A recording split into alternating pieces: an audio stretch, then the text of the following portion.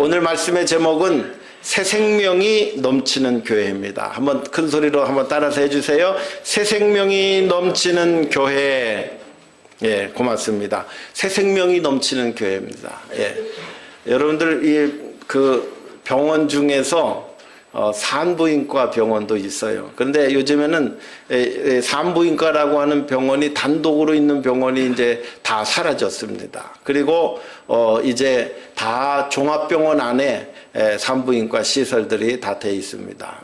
그래서 이 산부인과 병원은 이제 그 부인과 질병들도 치료하지만 주로 목적이 뭐냐면 아기를 이렇게 분만하는데 그런 일들을 많이 합니다. 그런데 이제 인구가 한국 같은 데 보면 점점 줄어들어요.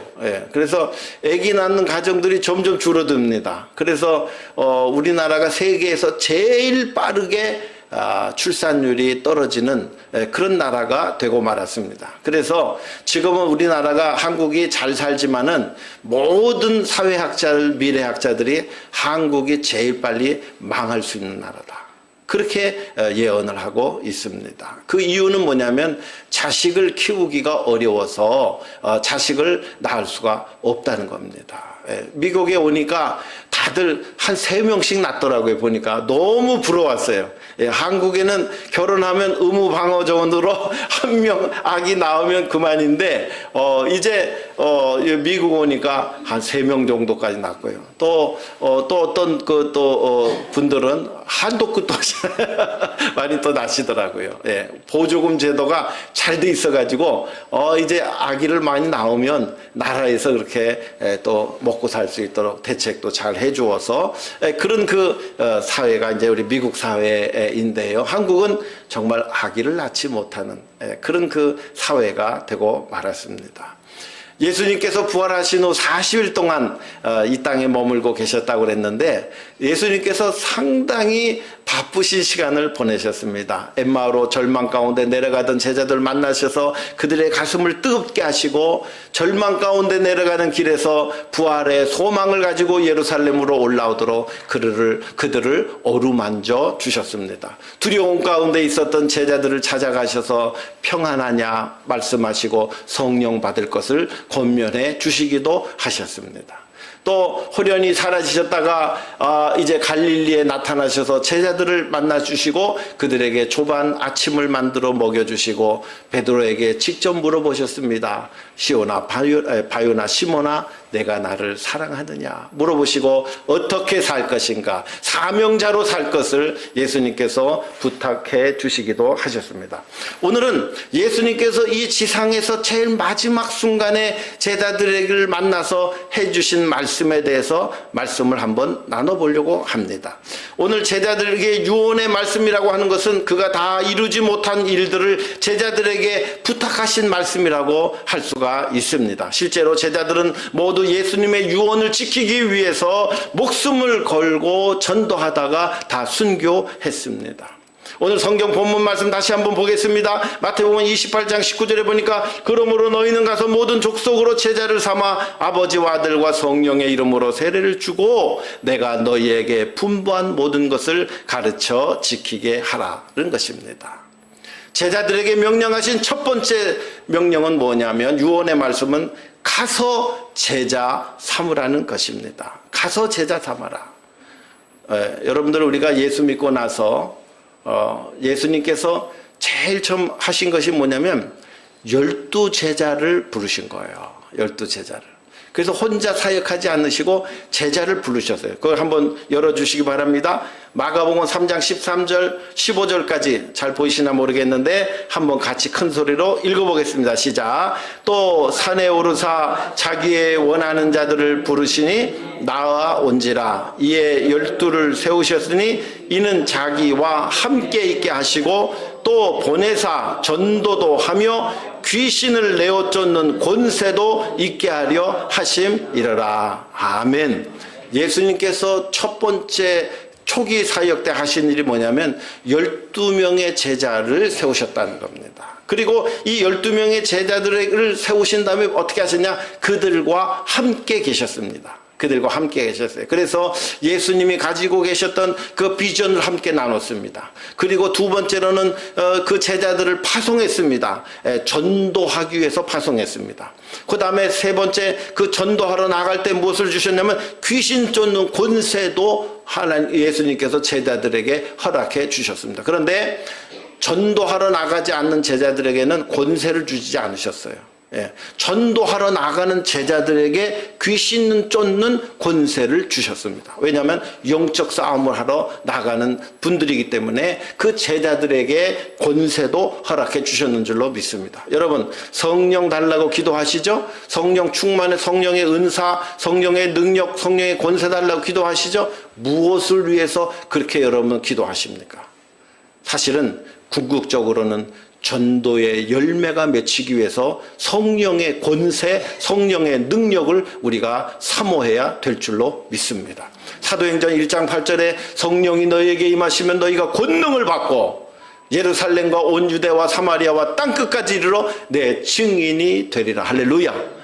성령의 권능을 받는 사람들은 우리가 땅끝까지 전도하게 되어 있는 것입니다. 오늘 우리가 성령 주세요, 성령 충만 주세요, 성령의 권세 주세요, 여러분 기도하시는 목적이 바로 증인된 삶, 제자된 삶을 살기 위해서 여러분 그렇게 간구해야 되는 줄로 믿습니다. 그래서 예수님께서 제자들에게 말씀하셨습니다. 내가 너희를 제자 삼은 것 같이 너희도 가서 제자 삼으라는 것입니다. 여러분, 제자 삼는다라고 하는 것이 쉬운 일이 아닙니다. 오늘 아침 새벽에 카톡이 하나 왔어요. 80 넘으신 장로님 한 분께서 저한테 이런저런 말씀을 하시면서 저한테 참 감동적인 말씀을 했어요. 목사님은 저보다 나이가 한참 어리시지만 저의 영원한 스승 되십니다. 그렇게 전화를 주셨어요. 메시지를 주셨어요. 뜬금도 없이 그 새벽 3시에 잠을 주무시다가 일어나셔서 그런 카톡을 저한테 보내주셨어요. 제가 너무 부끄럽고 너무도 죄송스러운 마음이었어요. 그런데 저는 그분이 하시는 일, 또 그분이 도와달라고 하시는 일은 제가 얼마나 많이 도와드렸겠어요. 그죠? 정말 최선을 다해서 그동안 그분과 관계를 맺고 그분을 위해서 제가 많이 헌신해 드렸습니다. 아무런 대가 없이 그렇게 해드렸어요. 그때 그분께서 마음에 감동을 받으시고 저분은 내 스승과도 같다. 뭐 꼭 제게 배우신 건 아닐지라도 그런 표현을 해주신 것에 대해서 너무 황송하고 또 죄송한 마음이 들었습니다. 우리가 살면서 예수님께서 우리에게 말씀하십니다. 너희도 가서 제자 삼아라. 제자 삼아라.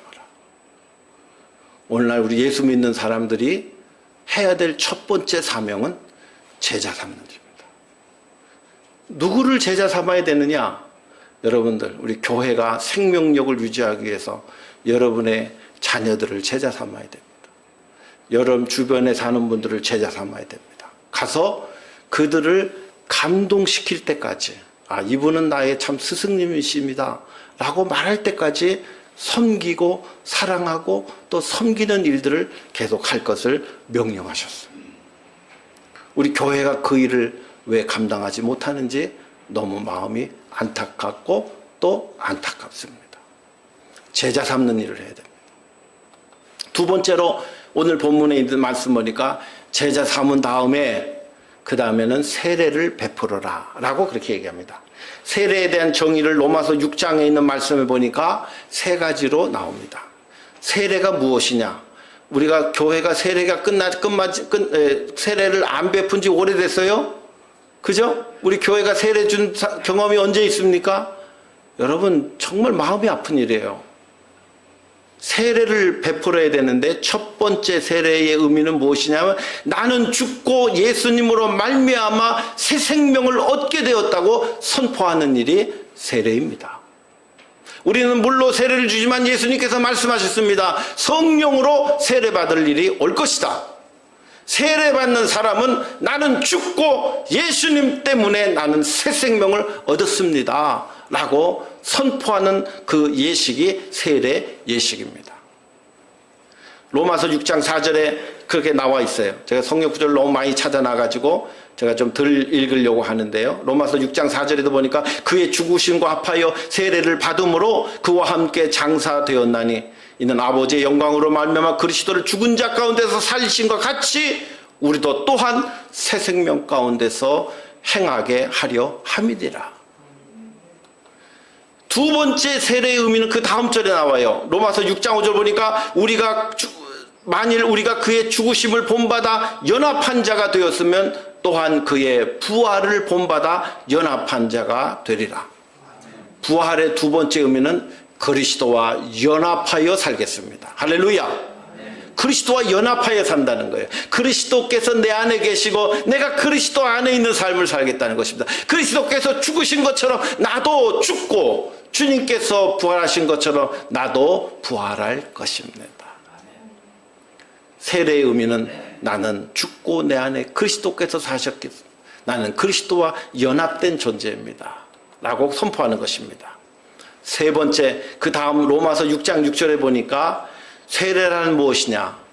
더 이상 과거의 육신의 욕심과 죄의 종노릇하며 살지 않겠습니다. 선언하는 의식이 세례 의식이라는 것입니다.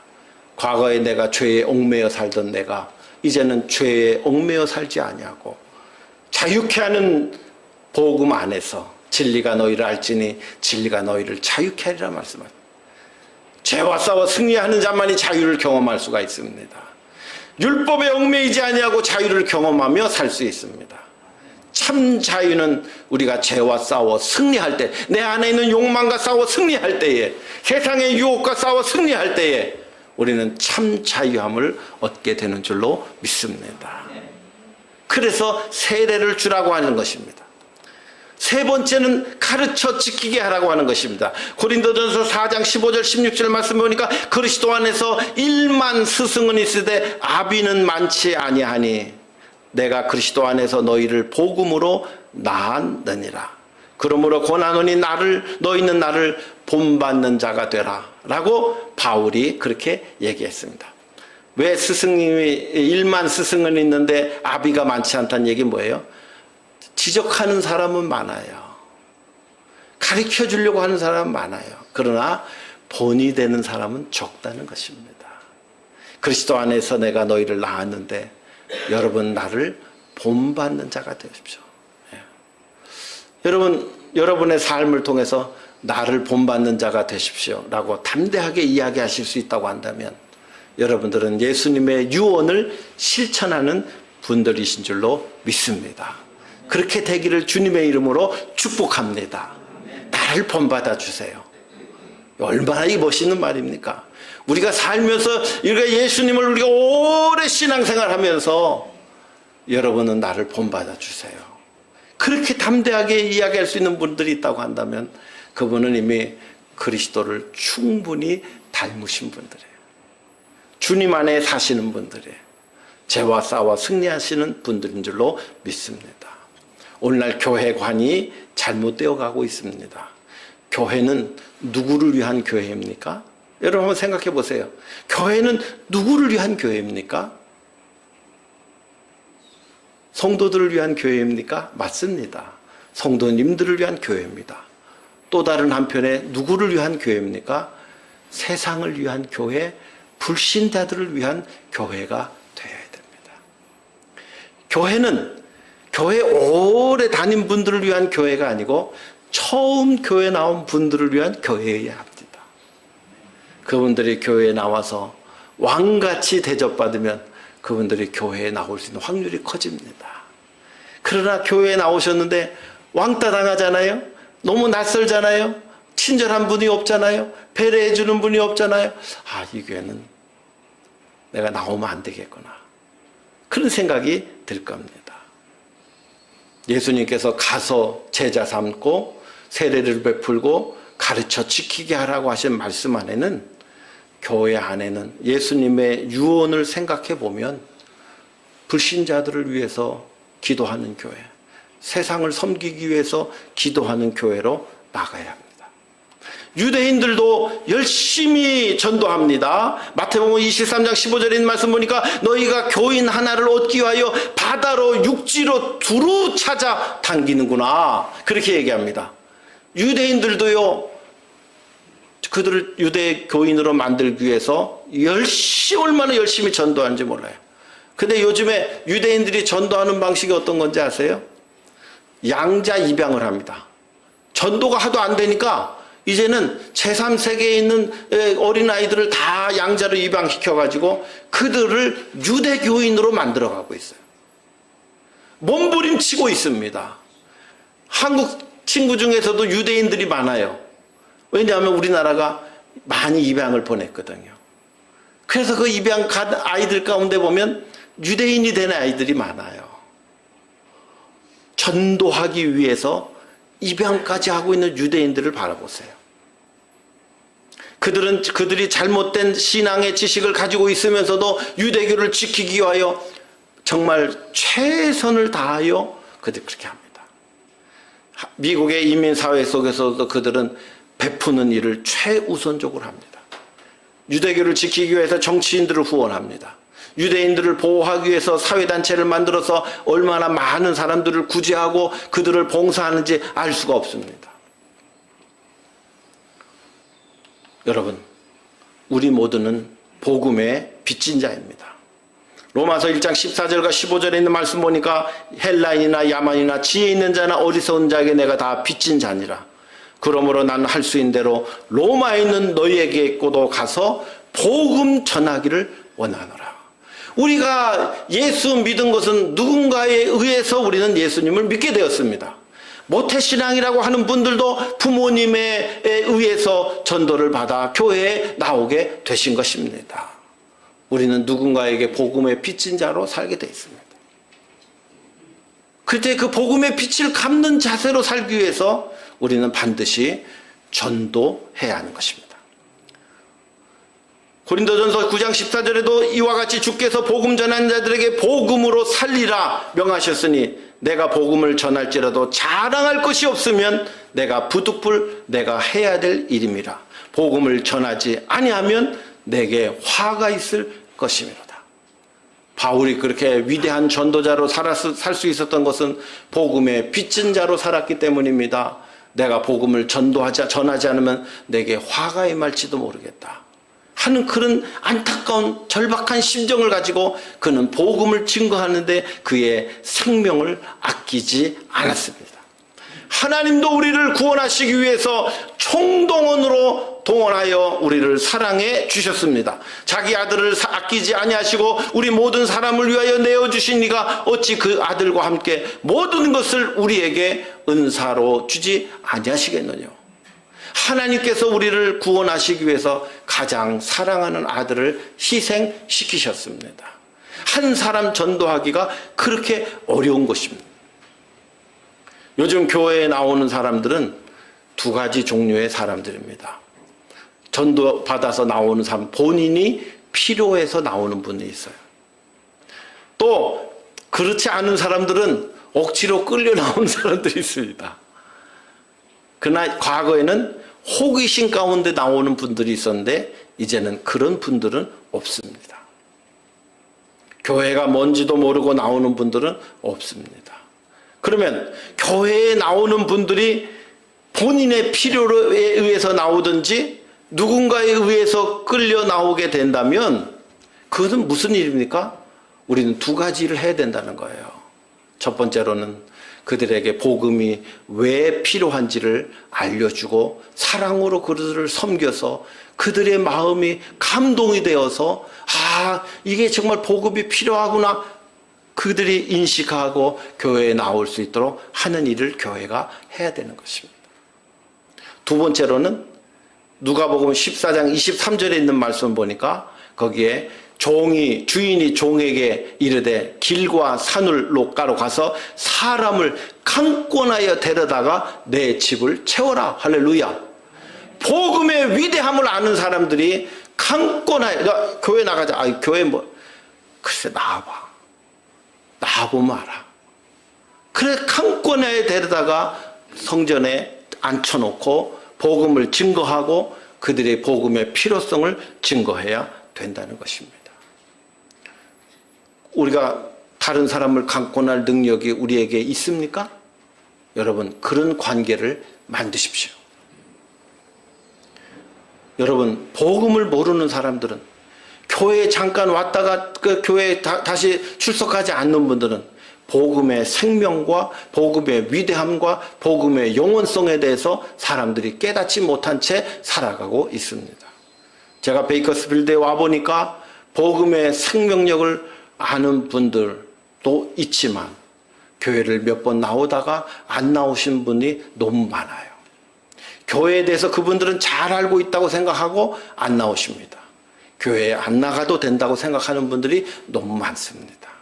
신앙생활 하다가 쉬시는 분들이 너무 많습니다. 다 우리의 잘못입니다. 복음의 위대함에 내가 복음으로 내가 변화되지 못했기 때문에 그런 분들이 생긴 겁니다.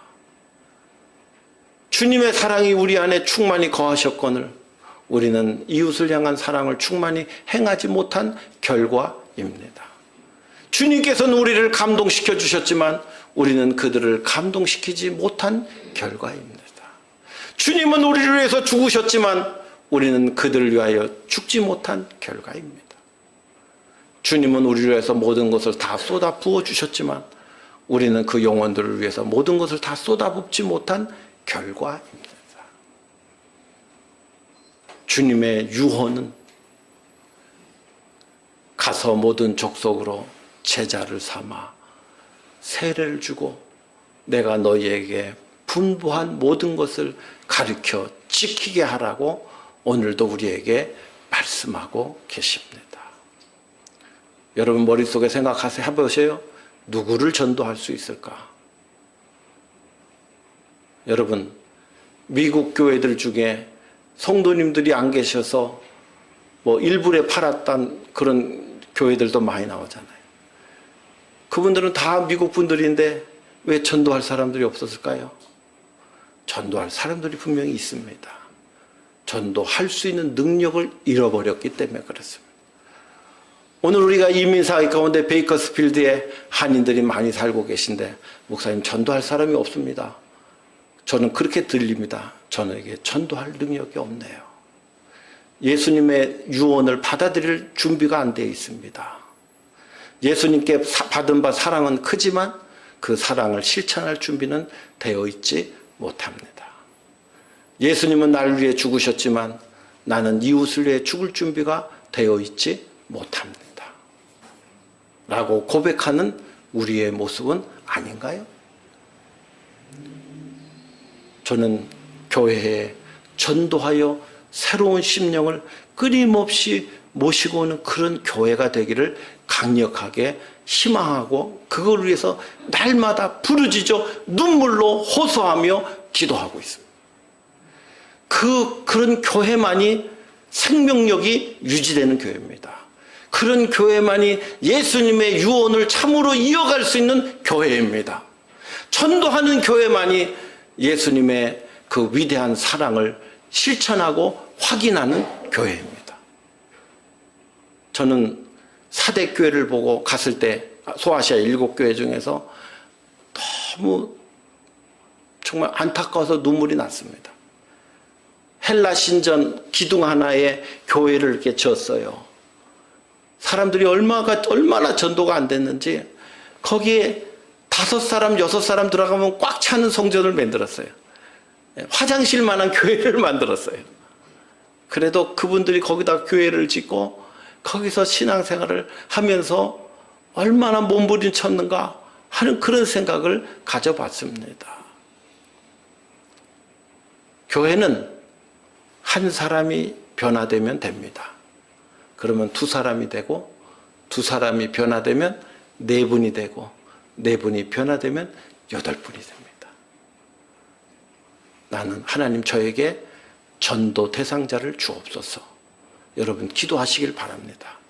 하나님 제가 예수의 이름으로 저분을 변화시킬 수 있는 능력과 사랑을 공급하게 하여 주옵소서. 하나님 저 사람을 내가 강권하여 주의 성전으로 모시고 올 때에 끌려올 수 있는 힘이 저에게 생겨나게 하여 주옵소서. 여러분, 그것을 감당하고 살아가는 것을 베드로에게 명령하신 것입니다. 베드로가 회개하여 선포할 때 하루에 3,000명씩 회개하고 주 앞으로 돌아오는 능력이 생겨났습니다. 왜 그렇습니까? 그가 목숨 걸고 십자가에 죽을 각오하고 복음을 증거했기 때문에 그렇습니다. 예수님께 이미 너는 십자가에 너는 뛰어 죽을 것이다, 예언의 말씀을 들었습니다. 그리고 그 말씀을 들었기 때문에 주님을 위해서 복음 증거하고 목숨 걸고 복음 증거하는 자로 살았기 때문에 여러분, 많은 사람들이 회개하고 돌아온 것입니다. 예수 믿어, 사람들이 좋다고 그러니까 믿어봐. 여러분, 그렇게 전도해가지고 어떻게 사람들이 오겠습니까? 그죠? 예수 안 믿으면 죽어. 예수 믿어야 돼. 여러분, 그렇게 확신을 가지고 강권할 수 있는 예수님의 사랑과 능력과 은혜를 우리가 덧입어야 돼요. 여러분, 그렇게 선포할 수 있는 힘이 오늘 우리 가운데 있어야 될 줄로 믿습니다. 우리는 온유하게 그들을 대하지만 말씀의 능력은 생명력이 넘쳐야 될 줄로 믿습니다. 겸손하게 그들을 섬기지만 그러나 말씀의 능력으로 그들을 이끌어낼 수 있는 힘이 우리에게 있어야 될 줄로 믿습니다. 여러분, 이제는 전도하는 교회가 됩시다. 교회 나올 때 혼자 나오지 마시고 전도 대상자가 있으면 명단을 저에게 주십시오. 함께 기도하실 수 있길 바랍니다. 그리고 우리가 여러분 강권할 수 있는 분들이 있으면 오늘부터 다시 한번 강권하십시다. 이 사람이 강권하고 저 사람이 강권해서 나와야 될 사람이 있으면 데리고 나와요. 왜냐하면 마지막 때에 주님께서 그 책임을 우리에게 꼭 물으실 거예요. 내가 네 옆에 전도 대상자를 주었는데 너는 왜 거기서 멈췄느냐 꼭 물어보실 거예요. 여러분, 주님 앞에 설 때 부끄럽지 말기를 바랍니다. 영적으로 깨어있는 분들은 전도 대상자가 예수님과 같은 분이에요. 내가 예수님 사랑하고 섬기듯이 그들을 섬겨서 예수 앞으로 모시고 나오는 일이 예수님의 유언을 감당해 드리는 일인 줄로 믿습니다. 우리 가주목학교가 한 비전 가지고 베이커스필드를 복음화시키는 일에 우리가 최선을 다할 수 있기를 주님의 이름으로 축원합니다.